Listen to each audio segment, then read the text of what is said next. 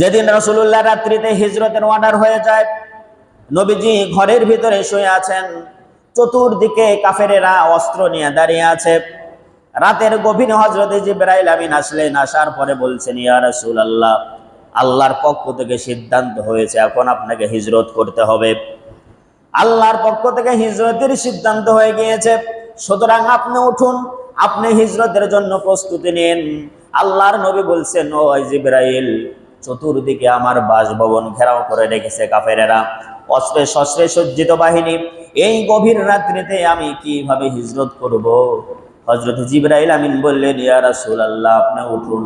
উঠার পরে হাতের ভিতরে এক মুষ্টি বালু নিন, বালু নেওয়ার পরে শাহাতিল ওযুহ পাঠ করে বালিতে দম করে বাড়ি দুটো ছিটিয়ে দিন। তাদের কাফেরদের চোখের কোণায় কোণায় কোণায় বালিগুলি পৌঁছে যাবে। আল্লাহর নবী উঠলেন, ওঠার পরে হিজরতের প্রস্তুতি গ্রহণ করলেন। হযরত আলী ছিলেন পাশে, হযরত আলীকে বললেন, আলী তুমি ওঠো, ওঠার পরে আমার বিছানায় আমার চাদর গায়ে দিয়ে তুমি শুয়ে থাকো। এ কথা শোনার সাথে সাথে হযরত আলীর চোখের কোণা বেয়ে বেয়ে দর দর করে পানি পড়ে যায়। আল্লাহর নবী বলেন, আলী তুমি কি ভয় পেয়ে গেলে নাকি?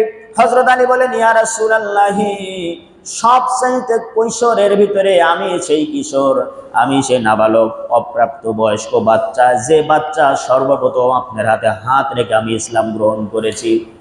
আজকে তো আমার বাবাও বেঁচে নাই, আমি আপনার সান্নিধ্যে থাকতাম, সব সময় আপনার সাথে হতাম, আপনি আজকে আমাকে ছেড়ে চলে যাবেন, এই বিয়োগ বেদনায় আমি ক্রন্দন করতেছি। ভয় পেয়ে আলী কাঁদে না। কাফেরেরা সকালবেলা উঠে ওরা এসে দেখবে আমাকে মুহাম্মাদুর রাসূলুল্লাহ মনে করে ওরা হত্যা করবে, যেহেতু আপনার বিছানায় চাদর গায়ে দিয়ে আমি শুয়ে আছি। ওরা আমাকে, আমি আলীকে মুহাম্মাদুর রাসূলুল্লাহ মনে করে হত্যা করবে। আমার কোনো দুঃখ নাই, আফসোস নাই, আমার দিলের ভিতরে এতটুকু সান্ত্বনা, আলীর জীবনের বিনিময়ে মুহাম্মাদুর রাসূলুল্লাহ দুনিয়ায় জীবিত আছে। তাহলে কাঁদো কেন? কাঁদি এই কারণে, আমাকে ছাড়াই আপনি চলে যাচ্ছেন। আল্লাহর নবী বললেন, আলী ভয় পেও না, হতাশ হও না, আল্লাহর যদি সিদ্ধান্ত থাকে অচিরেই তোমার সঙ্গে আমার দেখা হবে।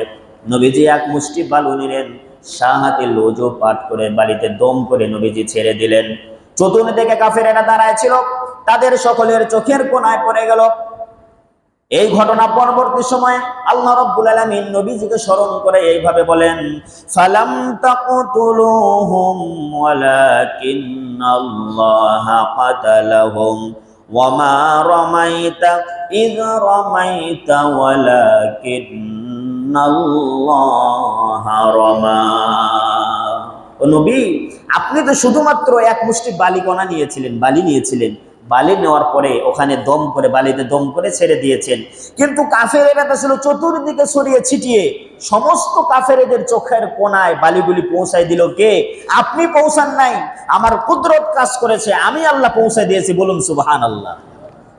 নবীজি বের হয়ে গেলেন, হযরত আবু বকরকে ডাক দিলেন। আবু বকর এক ডাক দেওয়ার সাথে সাথে সঙ্গে সঙ্গে জবাব আসলো, লাব্বাইক ওয়া সাদাইকা ইয়া রাসূলুল্লাহ।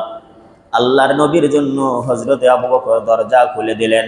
আল্লাহর নবী বলেন, আবু বকর, এই গভীর রাত্রিতে তোমাকে ডাক দিলাম, এক ডাকে তুমি কিভাবে তুমি জায়গা পেলে, আর এক ডাক দেওয়ার সাথে সাথে তুমি কিভাবে দরজা খুলে দিলে? তুমি বুঝে ঘুমাও নাই? হযরত আবু বকর বলেন, ইয়া রাসূলুল্লাহ, আল্লাহর নামে শপথ করে বলি, যেই হাতে যার কুদরতি হাতের মুঠোয় আমার জীবন এবং মরণ। আপনি একদিন বলেছিলেন, আবু বকর, মক্কার পরিবেশ ডে বাই ডে ক্রমান্বয়ে উত্তপ্ত হতে আরম্ভ করেছে, বুঝি আমাদেরকে হিজরত করতে হবে, আর তোমাকেই সঙ্গে নিয়ে আমি হিজরত করব। ওই যেই দিন থেকে আপনি আমাকে সাথে করে নিয়ে হিজরত করবেন, ওই দিন থেকে নিয়ে সারা রাত ধরে আজ অবধি পর্যন্ত আবু বকর আরামের বিছানা হারাম করে মেন গেটের সামনে দরজায় টেক লাগাইয়া দাঁড়ায়া দাঁড়ায়া আরাম করি। বলুন সুবহানাল্লাহ। ওই দিন থেকে আপনার জন্য অপেক্ষা করি যে আপনি কবে আসবেন। হযরত আবু বকরকে সাথে নিলেন, অনেক লম্বা চওড়া ইতিহাস। মক্কায় থেকে ও মদিনা অভিমুখে রওনা করলেন। মদিনায় গেলেন, যাওয়ার পরে এইবার শক্তি সঞ্চয় করলেন।